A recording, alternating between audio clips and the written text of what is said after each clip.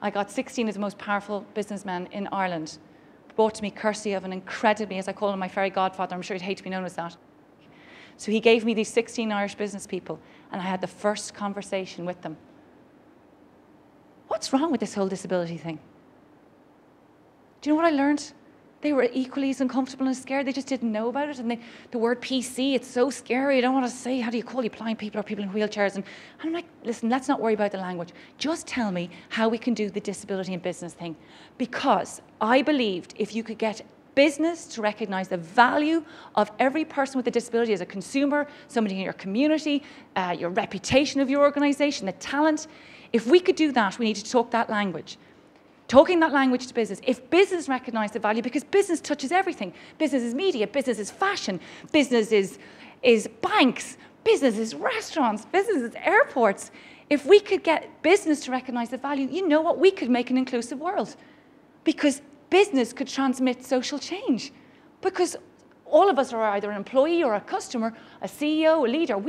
That's how it works. So if you're going to do that, we've got to talk their language, which is all about the typical language any business uses, customers, markets, reputation, all of that thing. And then, how? Well, you've got to use a tool they know. So I went off to go find the first ISO 9000. There wasn't one.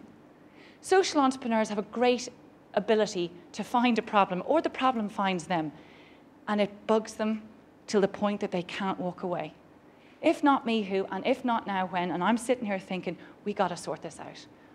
Dad worked so hard to get the ISO 9000 in his company, which made his company successful. Could I make a disability ISO 9000? Damn right I could. So I collected together all the brains we could find, people with disability and business, and we created the first ISO 9000 type tool, kind of merged with the best companies to work for model. We created an 8-stage process that looked at customer service, recruitment selection, retention and well-being, all the things that matter to you as business people, completely grounded in the disability business case. But it wasn't enough just to have a tool, because you know what? No business is going to buy a tool. They'll be like, yes, sorry, enough. So we had to make it really wantable. So we made a competition. So how could we even make that more exciting? Okay, so we're going to make a competition, but we're going to make a fantastic competition using the media and make it highly exposed. We fund it in 4 ways: by government, by the corporate sponsorship, by philanthropy, by the media, and then by the disability community. Every single thing we did was endorsed by the disability community. My aim in 2004 was to create the most sought after business award scheme in the country. And how do you do that? You go back to the most influential people in your country. You go to your Prime Minister, you go to your President, you go to the wealthiest, the most influential, and you convince them, and they'll convince the rest. What was extraordinary was each year we televised the Ability Awards on primetime television with an extraordinary audience share. We started to market and design disability in a way that was absolutely intriguing, and it was cool.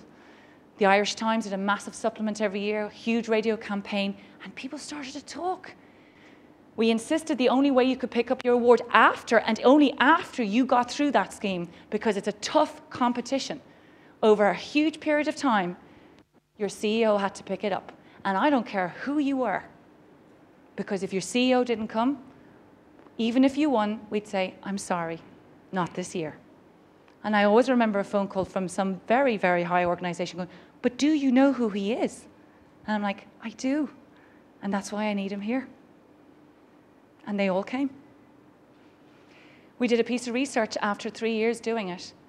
67% of the companies that had worked with us had started actively engaging with disability organizations in their community, recruiting people with disabilities, serving them as customers, and talking about it.